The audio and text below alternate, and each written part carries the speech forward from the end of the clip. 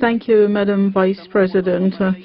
Our two organizations have always concerned themselves with human rights violations in Iraq over the past 3 decades,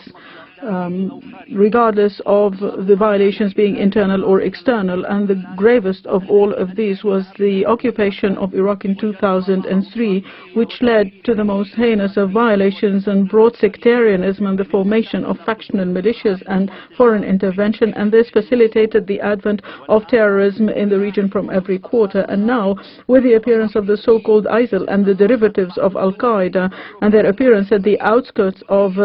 Erbil, this has woken up those countries that have been previously shedding crocodile tears and that continue still to finance terrorists and train them and harbor them, ignoring their takfiri and terrorist ideas in their own capitals before dispatching them to vandalize Syria and Iraq.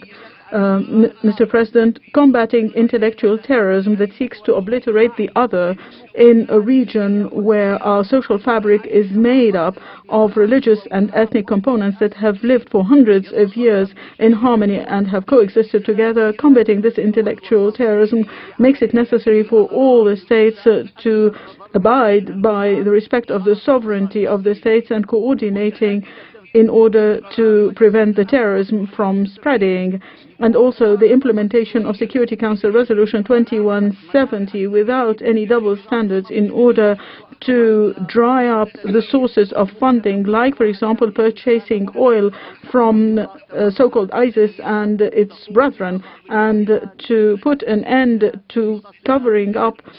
the financing through donations collected by civil society organizations. Finally, we call for the prosecution of all those who have been implicated in those acts of terror and crimes and bring them to justice. I thank you